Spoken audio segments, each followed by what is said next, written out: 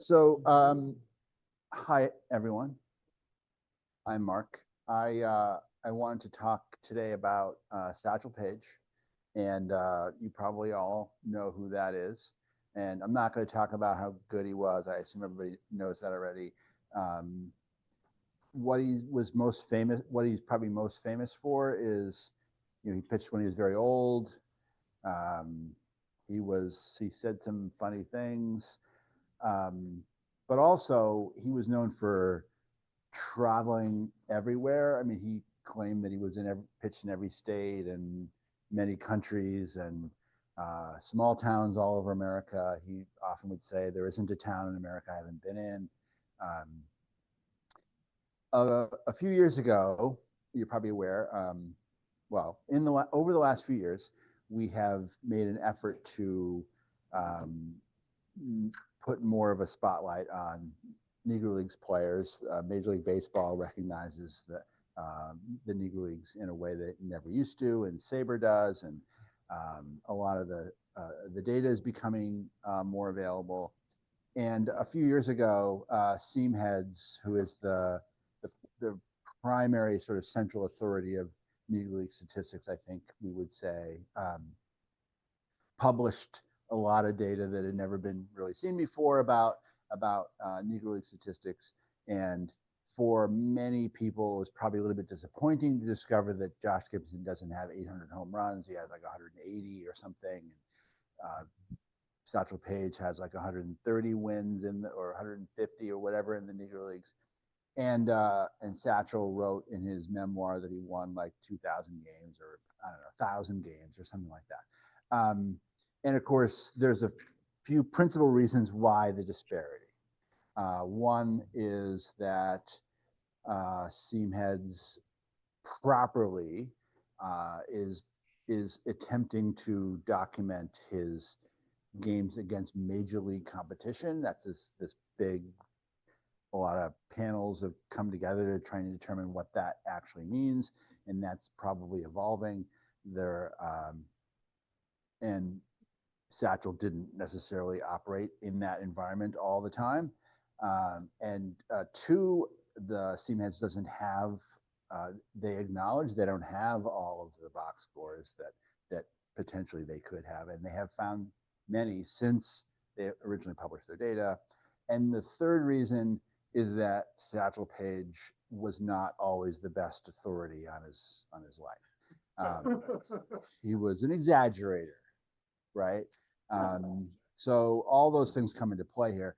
But I think one thing we can agree on is that Paige, many of his colleagues were like him, but I think Paige was one of one. He was the most famous, the most successful pre-integration African American baseball player. It's successful in every way you can think of. I mean, in the late 1950, he bought a house in Kansas City was like a 14-room house, and there was a story in Life magazine about it. He had servants, he had a lot of cars. I mean, he was a successful man in that way. I mean, he had a hard life in all these other ways because he was born when and where he was born, and he was not immune to those hardships. There were a number of incidents throughout his life of him having difficulties because of his race, but he did play the game in always in a way that made him more successful than his peers, more successful even than almost every white baseball player as well. And he did that by not always playing in the constructs that were created for him, namely the Negro Leagues, because he was a person who thought of baseball, I think, somewhat transactionally. I'm not saying that he didn't love pitching, he didn't love baseball, but he also would find the best ways to make money. So if somebody offered him more money to go play somewhere else, he would go to that other place. And I think we don't know. I can guess a lot of a lot of people in the American League and National League might have made similar decisions, but they were already playing in the best place for them economically.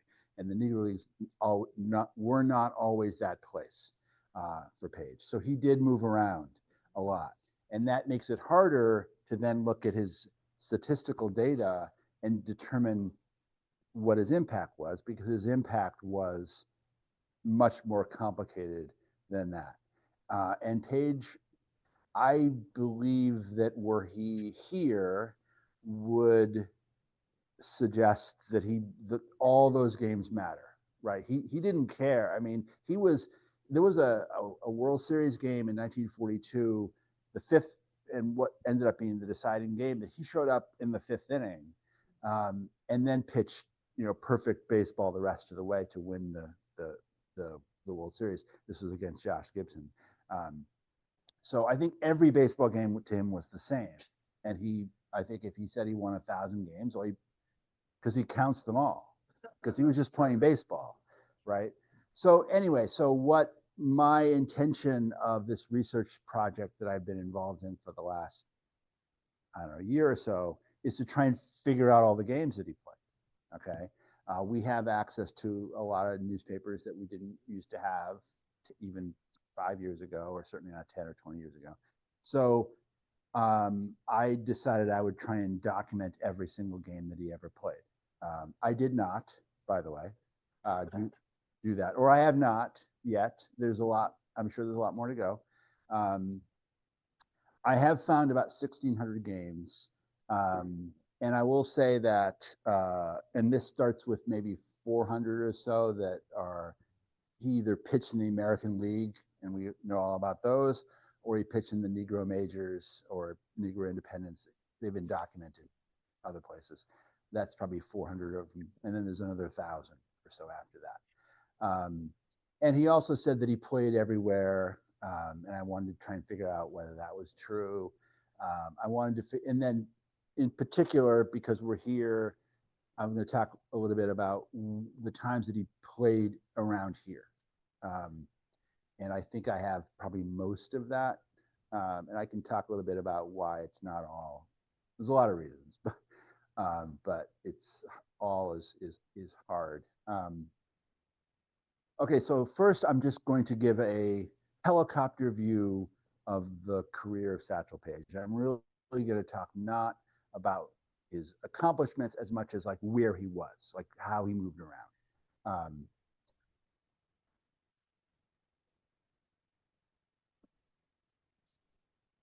Fake news. Try to go back. Okay. Okay. So he was born in 1906, and he really was. Now, it is. I mean, if I have doubts about that, it's that he might have been born in 1907. He wasn't older than he claimed. He wasn't, and there's many reasons for that. I mean, he if he was lying about his age, it involved doing so in order to make himself have a more likely to be drafted in World War II, for example. Like if he had, it would have been a really weird time to have chosen to lie about his age, right? We know that he was essentially incarcerated in a boys' reform school, and left just before his 18th birthday. If you believe the stories from Lefty Grove that he pitched against him in 1918, that would imply that Paige was in the boys' reformatory school when he was like 26. Okay, he really was the age that he claimed. His first professional job was with the Chattanooga White Sox, which was a minor league. They even talked about it in the newspapers at the time that it was a minor league, and they talked about Birmingham, which is his second stop, as a major league team. That's how they referred to it, even though Major League Baseball didn't acknowledge. So Chattanooga was the Negro Southern League. He went to Birmingham, the Black Barons, very famous Negro Leagues team, and he was there for a few years. I mention these other things because two things about Paige. He played in the winter, and he played in Cuba that 1 year. And also, both his teams and himself were occasionally willing to lease his talents to another organization for a while for money. And the Barons leased him to the Baltimore Black Sox, which was a major independent, for like the beginning of the 1930 season, for a while, just so that they could, get more fans. Yeah. And then he went back to Birmingham. But essentially, Birmingham was controlling him for these first 3 years. These are ages 19 to 24. And he was a great young pitcher who was becoming fairly well known, a draw at this point. The next era is he was largely centered on the Pittsburgh Crawfords. And that was really just like, he was like everybody in the Negro Leagues was basically a free agent. There was no reserve clause, or at least not one that people took seriously. When his contract was out, he went to the Crawfords. And he was with the Crawfords for most of this period. I mentioned the Cal Winter League because ended up being a big story in his career. He played.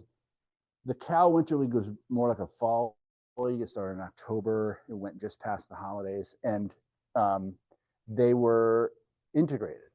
They had white teams and black teams, and I think they even had mixed teams by the end. And Paige just completely dominated. I mean, they paid him to go there, and he would go like 14-0 or 14-1 or something like that with a bunch of shutouts. I mean, he was crushing. And there were other good players there. I don't think they were the major leagues, but against Joe DiMaggio, and he one year, and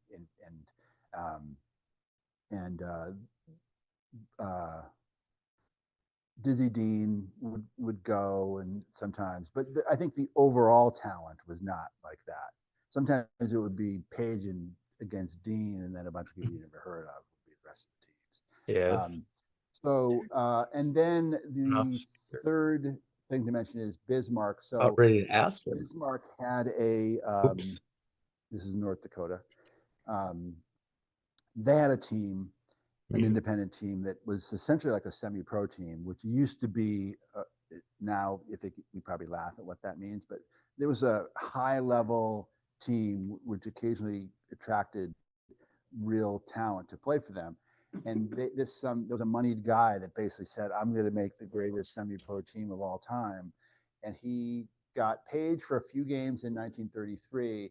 And then a couple of years later, Paige basically played for him the whole season. And Paige was, the official records say he was 30-2. I found 29 of his wins, but it was good.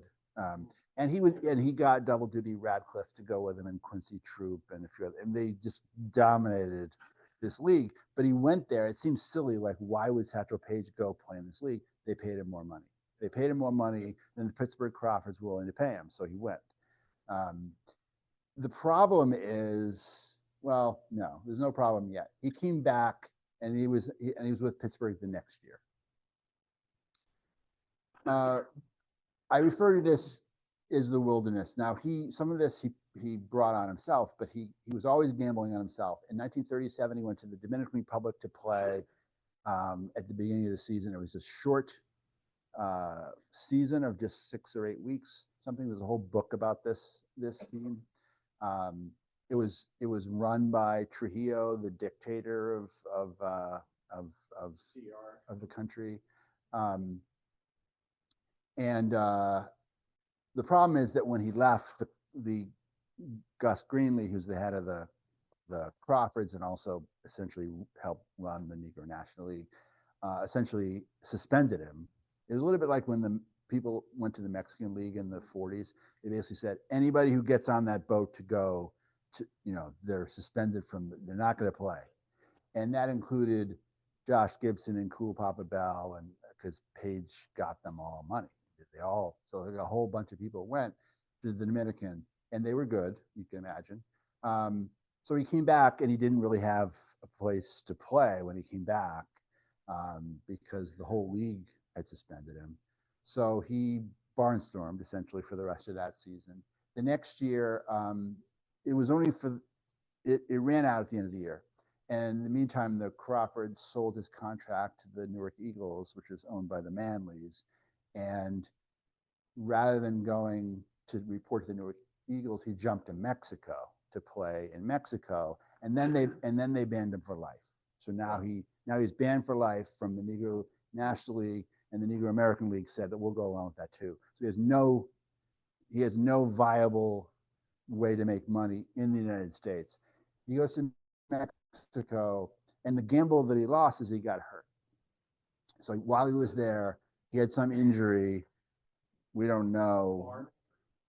He had an arm injury, yeah. So we don't know what we would know today about what that means, but he basically was unable to pitch after a amount of time. He came back, he was injured, and he didn't have any friends that would hire him to do anything. So he was a little bit desperate at this point, and his sort of knight in shining armor, I guess, was Jarrah Wilkinson, who ran the Kansas City Monarchs, who kind of got around the ban by telling Paige, well, you can't play for me because first of all, you can't really pitch anymore. You can't pitch very well. But I have this traveling team that I run on the side, and I'm gonna. And as a matter of fact, I'll even rename them the Satchel Paige All Stars. And you will then tour around, and you'll just pitch an inning at a time. And Paige was a little like, this doesn't seem quite as good, but he did do it, and he traveled around, and that was really his first sort of full-time barnstorming thing. And he was that's the summer he turned 33. So by all accounts, had every reason to suspect that he was essentially through. He was like on the, at the end. He did that for 39, and he did that in 40. In between, he went to Puerto Rico in the winter at the end of both of those seasons. Over the course of the 39 season, his arms is starting to recover. And in 1940, he's quite recovered, and he's starting to pitch really well on this barnstorming thing. So I think he makes some attempt to want to come back, but of course he's still suspended for life from these two leagues. And some of the other owners are kind of pissed at Wilkinson for essentially getting around this rule by giving him a job. They eventually work that out. At the end of the 40 season, he then signs with the actual Monarchs. So after these 4 years of not really being, if you look in the Seamhead's log for Paige, there's basically 4 years missing in the middle of what ends up being sort of the middle of his career. So then he comes back to the Monarchs. In the Crawfords era, he was a legend. I mean, as great a pitcher as probably has ever existed. He was winning, when you add up the games that I found, he was winning 35 games a year, right? I mean, just year after year, shutouts and everything. In this era, now he's 35 to 41. Like that's how old he is. He's kind of like a legend, right? He's in Life magazine. He's in Look magazine. He's probably one of the most famous Black Americans. Joe Louis, who was a friend, and a few others. I mean, there's Duke Ellington. I mean, there aren't that many. I mean, Paige is a famous person. And he was, and he, even with the Monarchs, it was every article about the Monarchs coming to town was Satchel Paige is coming, to town to pitch in this game. And the Negro Leagues, even during their peak, which was probably the 30s or maybe the 20s, but in the 30s certainly, they were always willing to sort of change the schedule around to make it more likely to draw fans. They were always willing to do that. They tend to have their big games on the weekends, and then they would more or less barnstorm during the week and just play whoever would play them. But he was great. I have this picture of him here because to show you that they were still renting him out. So he pitched one game for the New York Black Yankees. So the Monarchs were in the American League. the Yankees were in the National League. But they lent him there for one game because there was like their home opener and they wanted to have a big crowd at Yankee Stadium. So they rented Paige and they had like 50,000 people that came to watch Paige pitch one game for the New York Black Yankees, which I believe was a shutout. And then they had a big spread in Life magazine. A lot of these pictures you've probably seen, a couple of which I'm going to show you here, were taken because his agent really did it up and had him being really snazzy in New York City for this weekend. Anyway, so he was there most of the time along with Barnstorming. So he was, when I said he was the most famous, one of the most famous Black Americans, that changed in August 1945 when Jackie Robinson was signed. When Robinson was signed by the Dodgers, then Jackie Robinson was now the most famous baseball player, Black baseball player, without question. And Paige started to talk about like, gee, I wouldn't mind, doing that too. But of course, Paige is much older. So he was signed, and I put the stars here in the middle. That I know that's not in the American League. I just wanted to show what he was doing between these two American League stints. The only thing I'll say about this period is I think people understate how great of a pitcher Paige was for the Indians and the Browns. His ERA plus, which is probably the simplest way to sort of judge how good a pitcher is about the same as Juan Marichal during that stretch when he was 42 to 47. Okay. Wow. So if one were to project backwards, like the opposite of Pacoda, to go backwards, and you can imagine how good he probably was in 1930. He made 2 All-Star teams. His only stat, he had 26 starts in the major league. He was mostly a reliever. He had 26 starts, 4 shutouts.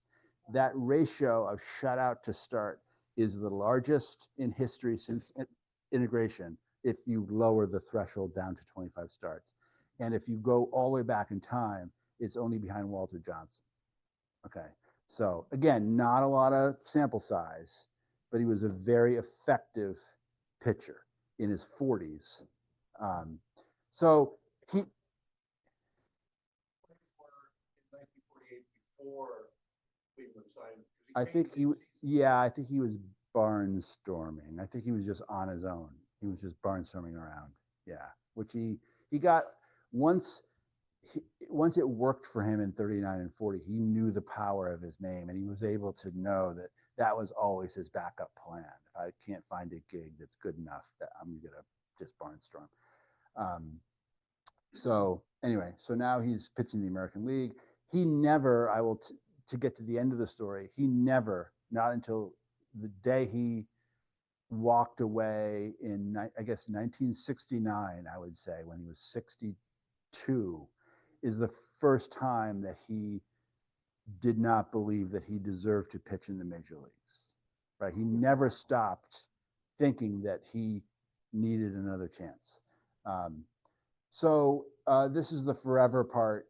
His biggest gig after he was in the AL was with the Miami Marlins. He played 3 years for the Marlins, which was in the International League, AAA, the one level below.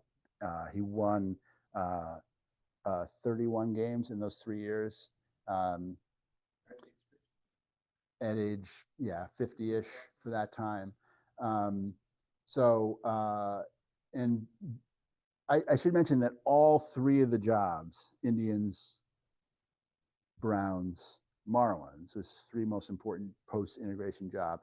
Bill Veeck got him the job, and he lost those jobs once Bill Veeck left those teams. And Bill Veeck was the guy who gave him the shot. So in the Marlins, Veeck was not the owner, but he was the chief operator there. He, of course, pitched in 1965, age 59. He pitched 3 innings against the Red Sox, shut him out for 3 innings, gave up 1 hit. Yep. And then this is him. He was mostly barnstorming during this time, city to city. and then of course he pitched. The Braves signed him to get him some eligible for the pension, but he did. I didn't know this, but he pitched three games for them in spring training of 1969.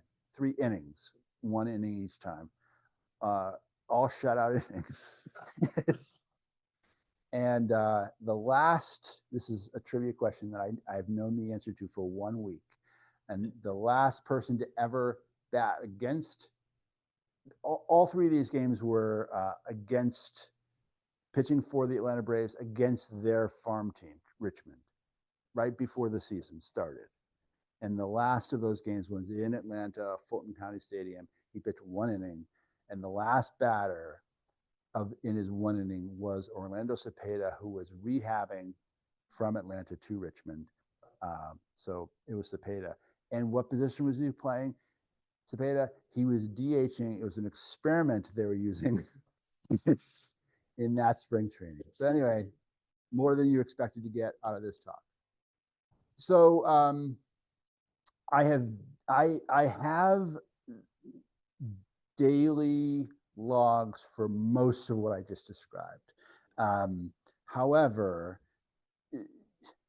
if you guys have done newspaper research, you know that you can kind of move along, and there's you'll see a game that's sort of advertised, but then you don't see any follow-up that it actually happened. And with Paige, you know, it's not enough to say that he's going to be there, because he might not actually be there, right? Because there's games that get rained out. Somebody could write a book just on Paige's traffic problems that he had over the years. I mean, he got 25 speeding tickets probably that I've been able to find that made the paper. Car accidents, you know, there was all kinds of reasons, and he usually traveled by himself. Like it'd be a team bus, but Paige would have like his Cadillac, and he'd be driving. Like he would just show up, and the team would get there and say, well, I don't know, the last time we saw Paige was in Shreveport, and hopefully he's going to be here. And he usually was. But it's enough so that if I don't see evidence that he was there, then I'm not going to count it as him being there. So there's definitely games like that are missing. The Mexico-Venezuela thing is a little bit of a black hole. I'm not exactly sure like where he was at that time, but I did a guy volunteered yesterday, a SABR guy who's writing, this is SABR people are doing everything. He's introduced himself as, I'm writing a book about Satchel Paige's time in Mexico. And I said, yes. So he goes, I have everything you need. Just give me a few days. So anyway, I'll probably have that. Gabriel. How much documentation have you found for the practice of Paige pitching the first few innings and Hilton Smith going the rest of the way? Okay. Yes. So yeah, there were a couple of seasons where Hilton Smith was a teammate and would often pitch. Paige was like an opener, basically, right? And Smith would finish the game. Yeah, that happened a lot. I didn't keep track of how often it happened, but yes, it certainly happened. So, right. So the important thing to remember about when Paige was doing this is you could certainly look back cynically and say, well, he was only pitching 1 or 2 innings. But you have to understand that he had to pitch every day, because if you barnstorm and you advertise that Satchel Paige is coming, you can't just say, it's not my turn to pitch. Right. You have to pitch. And if you didn't pitch, they would complain, and the promoters would be yelling at him. And he would have times where he just couldn't do it, right? He was like exhausted or sick or injured or something. And they began to write contracts that say, here's the contract for you to be here. If you do not pitch at least 2 innings, you get 0. And he had to decide whether to sign that contract. So he had to pitch every day. And it wasn't, I say every day, it wasn't really every day, but it was as many days as they could fill in. He certainly had times where he'd pitch 4 or 5 days in a row and whatnot. So did he count each of those as a win? Like if he pitched 3 innings, did he consider that a win, or do you consider that a win? Uh, Or do you use the major league rule? So I'll answer the first question first, which is what did Paige? I don't know what Paige counted. I doubt that Paige claimed he had a diary that listed all his no hitters and stuff. He said he pitched 50 no hitters. There are 2 major league no hitters that are documented that we know of. I found 2 others and a combined. That's all I found so far. I doubt I'm missing 45. I mean, but I asked Stu Thornley, who is of course an official scorer, what he thought about the win rule and how he because here is how I personally decided to document wins when I made this log is and this is after consulting with an official scorer, and Stu said that the rule, the 5-inning rule for a starter is first of all a major league rule, not a rule that governs anybody else, and it's also it only began in 1950. Okay, so given that, oftentimes the newspaper would say that somebody had the win, or the box score would say who had the win. So that rules the day. And then I got into a pattern of knowing like how they tended to do it. And what they tended to do was that they would essentially ignore, there was no 5-inning rule. So there's no reason for them to do it. And they essentially gave it to the most effective person who was there from the time that, they got the lead, for the last time. So that part of the rule was not ignored. So I tended to use 3 innings. I don't know how much it mattered. It certainly mattered. It mattered for probably a couple dozen of these things. Oftentimes Paige's team. So I gave Stu some examples. Said, well, I got this game here. Paige starts. He pitches 4 innings. He strikes out 10. He pitches a perfect game. The team wins 16-9. Right? Who would you give the win to? And so if you look at like all-star games, they give it to the guy, whoever the first pitcher is. He gets the win if you take over. Spring training, I found spring training box scores like in the 70s and 80s. They ignore the 5-inning. So that's essentially what I did. So What Paige did, I don't know. 60-9 game, you would have given it to Paige. Right? Yeah. And there were some games, Paige didn't always start either. And sometimes it was because he didn't show up in time. So he would come in and he pitched like the 6th, 7th, and 8th. There were times that he was hurt by the fact that I didn't employ the 5-inning rule, but mostly probably helped. Yeah. So I have, by my reckoning, 540 wins. Wow. That's what I found. And if you employed, so it's more than Cy Young, but I'm guessing that Cy Young has other wins in his career that that I don't know about too. So anyway, so I thought as an example, this is a picture that was in Life magazine. I think it's been colorized though. But that's in New York, and I think that's one of his cars. So this was the pictures do not match this slide.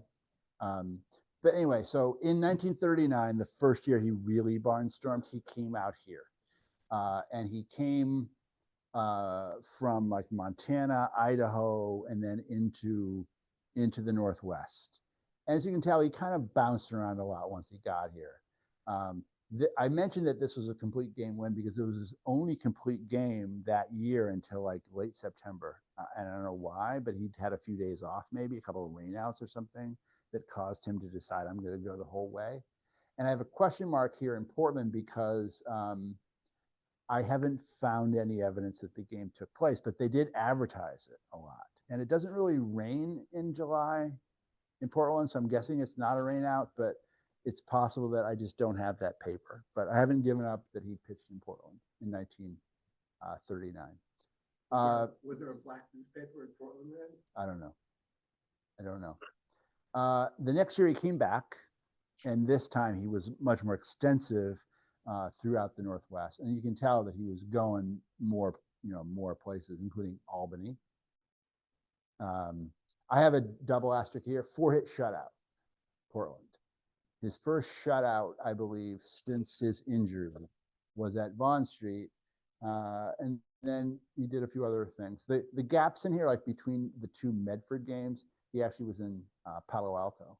So he went down and then came back. And then Walla Walla was his way back out. And he ended up, going out to Nebraska and on. So it was a pretty extensive tour. He came back in 1945. He was in the Cal Winter League down in California playing, and then he came up here for a couple of games and played in the Northwest. 1954, again, the picture has nothing to do with. He came back in 1954. This is after he'd left the Browns, so his major league career, as we know, it was mostly over, and he came back through here again. Didn't get to Seattle, but went to Toledo. You guys may have passed this down on the way. On the way. Chicken, they're famous for a huge chicken they have there. I think it has like several hundred people there, so I don't know. There may be somebody who went to that game who's still living there. And then some pretty strange places. And I will say that from 1940 to 1954, Paige was obviously not as good a pitcher anymore, right? No matter, he was still the best 48-year-old pitcher in America, probably, but he wasn't as, he wasn't what he had been. And the barnstorming had lost a lot of its luster. All the best black players were playing in the major leagues, so it wasn't as big a deal for a lot of people. And the quality of the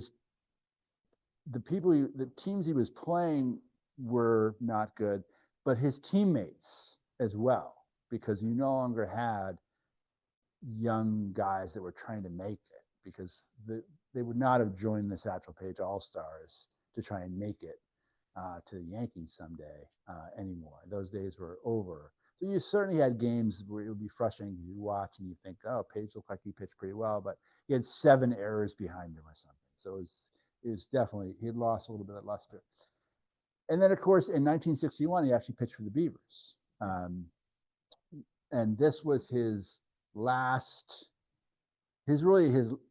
other than a stunts, which is a word I take from Neil, other than a couple of stunts that he had later, this was the last time he really signed with the team. And it was near the end of the season. He pitched 5 games. These were all starts. He didn't have any decisions. He pitched well. His ERA was under 3, but he managed to not get any decisions. So he was 55 then. And the newspapers were always saying he was 70, or something like that, which doesn't really work. But anyway, that was the end of his career. So anyway, so that gives you one of the things I hope to do with this is to try and, besides, and I've asked for volunteers. It doesn't have to be the Mark Armour project. By any means, but it will be improved by other people who want to dig in. But I'm interested in so there's a guy in SABR who told me he thought he could, if I put in, better maybe GPS stuff he could actually make maps that would show you these tours actually happen, which would be kind of cool.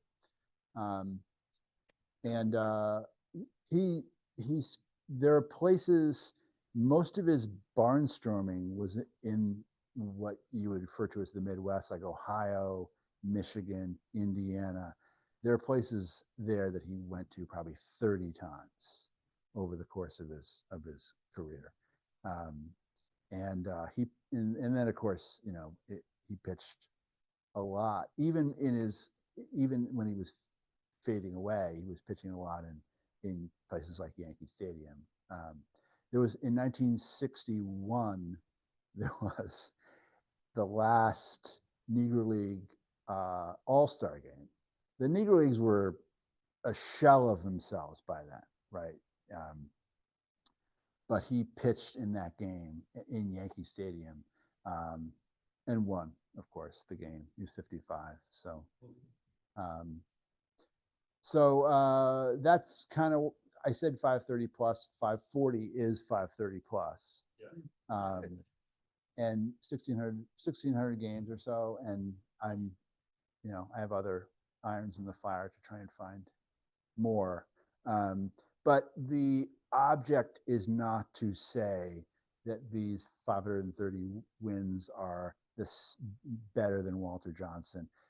I understand the context issues with a lot of Paige's performances, but what I'm trying to learn more about myself is this was the context that Paige had available to him, right? It was not his fault that he was put in this situation, and he made the best of it by using his arm, trotting around, making a living, doing it as well as anybody possibly could, and I think being one of the greatest baseball players we've ever had. So was he the first black pitcher in the major league?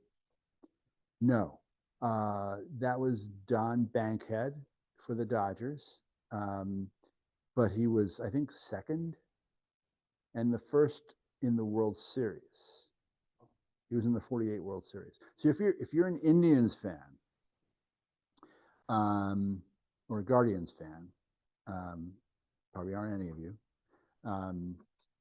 Without Satchel Paige, you have not won a World Series since 1920, right? I mean, 1948, he was 6-1. When he was signed, he was 6-1 with like a 2.40 ERA, and they won the pennant in a playoff.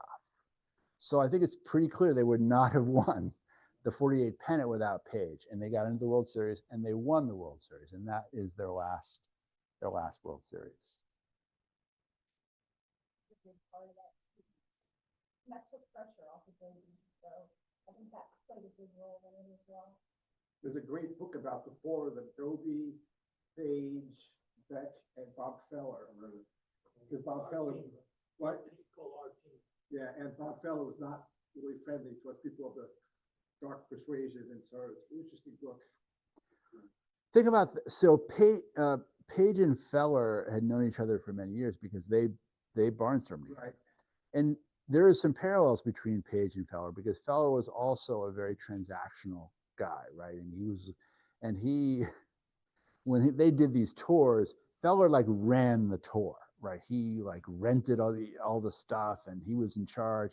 He paid Paige, so he hired Paige essentially to be on these tours with him. So they knew each other for years, and they always compliment each other as pitchers. I don't know that much about their own relationship. Shouldn't pick him up. If I remember that book correctly, Feller said he's not worth it. He's not going to be a pitcher or something. I don't know. Yeah, and he did. I mean, Feller said some unfortunate things around the time of integration.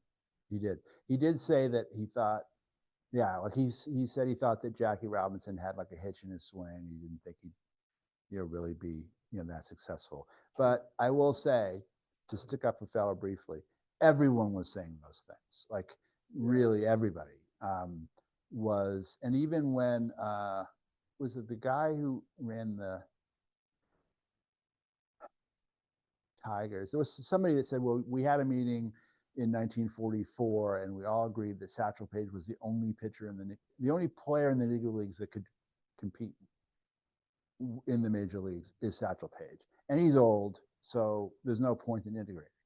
So yeah, a lot of people were wrong, or bigoted, one of those, or both. Why not both? Yeah. So that is the end of my presentation. Does anybody have any questions beyond the ones I've gotten? He was born in Mobile, Alabama, which tough for you. So like I said, so he was in Mobile, and he has acknowledged that he was not the best citizen as a kid. He was trying to do what he could do. He had a big family. I mean, he's just a lot of the unfortunate cliches of that life he kind of went through, and he was incarcerated essentially, and he said later that this was the best thing probably that could have happened to him, because he got somewhat of an education and structure, because before that he was just kind of like wild on the streets, right? Would this be kind of analogous to Babe Ruth? Very analogous to Babe Ruth. Well, I mean, Ruth is a really actually a very good parallel, because they were both incredibly famous people, very successful, probably needed reform school, and spent the rest of their lives willing to do just about anything to get paid. I mean, Ruth was a guy who was willing to dress in funny clothes to to play baseball, and Paige would have done the same thing, if you paid him. So, yeah. When did Paige pass away? He passed away in 1982. So he made, last year, I did a talk on Paige's Hall of Fame election. So he made the Hall of Fame in 1971. It took him a while. It was obviously it was a complicated argument, right? Because it hadn't happened in organized baseball. But he was able to live 11 more years, and he went to a lot of those inductions. Like you go to the induction that you're up on the stage, and Paige was up there as a inductee. Most of his peers did not get to do that, because they either it happened before they after they were dead, or they were old men. And Paige was I mean, he did sort of carry himself like he was older than he was, like he kind of like walked like but he was 71, so he was 65, and then he lived another, I guess, 11 years after that. Their health issues. Worked like 79 to 82. He's gotten sicker. Right. And he lived, so he moved to Kansas City when he joined the Monarchs. He bought that house, which is still there. And he lived in that house the rest of his life. And recently there was a fire. So it's in the National Historic Register of Famous Places, whatever that is. I got that wrong. And there was recently, like just in the last handful of years, there was a fire, and a lot of it was damaged. And there's a big campaign to restore it, which is ongoing. But it's a nice house. I haven't seen it, but I've seen pictures of it. It's pretty nice. He did. He was married twice. The second wife is where he had all the children, right? Is that right, Missy? Yeah, 8 children. Yeah, and when people would ask him like, why are you still pitching? He'd always say, I have 5 children or something. And he would often make a joke of it. He goes, I have 5 children at least, or something like that, because he would make it like he didn't know how many kids he had. But yeah, he had several children that are still around, carrying on his legacy. And yeah, I think he was a pretty wild young man, but settled down after he got married the second time, which was in the 40s, I think. So he was 40-ish.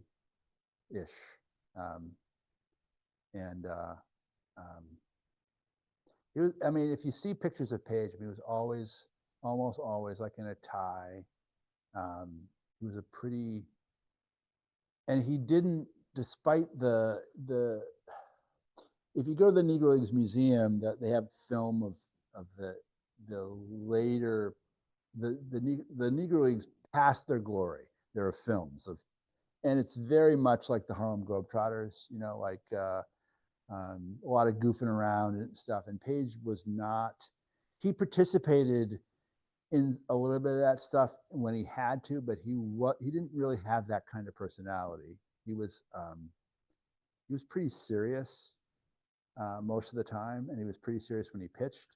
And the small town newspapers would write, this stuff about Paige is coming, Paige is coming. We need to go see Paige, and then Paige would come, and sometimes they would go like, it's kind of you just kind of ambled out there and did his stuff and pitched his 3 innings, and then he got in his car and he left, and they were like disappointed that he wasn't more of a showman, but he wasn't really a showman. He wasn't really that guy. They were expecting Bingo Long. They were probably expecting Bingo Long. Yeah. Yeah. Yeah. Like, and some of it was his, the whole age thing is hilarious because when he was actually pitching, especially when he was a great pitcher in his prime, they would report his age, not necessarily his birthday, but his age. And they always got it right. They always said the 25-year-old wonderkind or whatever. And he was 25 years old, right? They never got it wrong.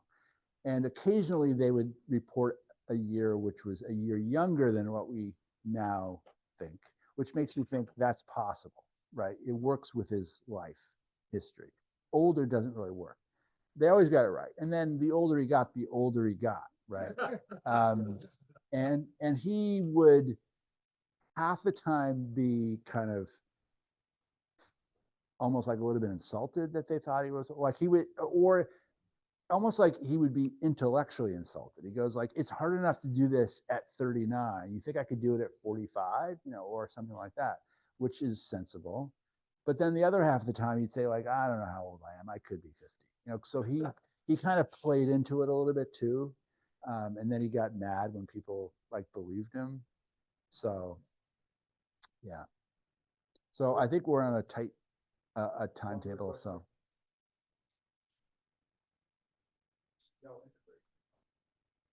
I think very soon. He was like in the late 40s. It moves. So there were articles like 1948 or something like that in the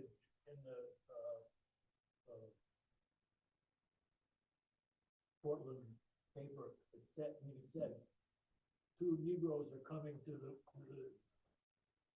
Beavers. 2 colored pictures. That's like. But not Okay, not before the major league. No, it was the Not Beavers. before the major league. Yeah. With BCL, it's not a major league, except in a lot of ways it was pretty good. Very good. Well, I will add that that Paige, I mentioned that he lived a pretty good life for considering his circumstance, considering what he had to overcome. And I think he did have some bitterness throughout his life about things that he had to go through. And he wasn't shy about talking about that.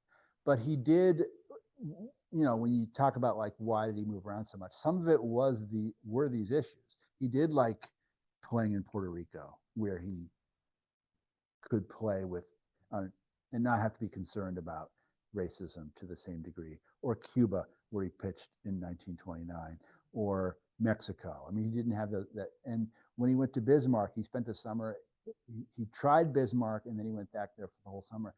His teams were integrated. He had white teammates, which he never had.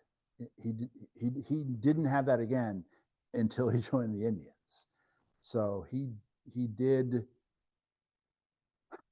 I'm sure that mattered to him. Not in principle. I'm not saying in principle it mattered to him. It mattered to him in the fact that he could live his life. So I think that's it.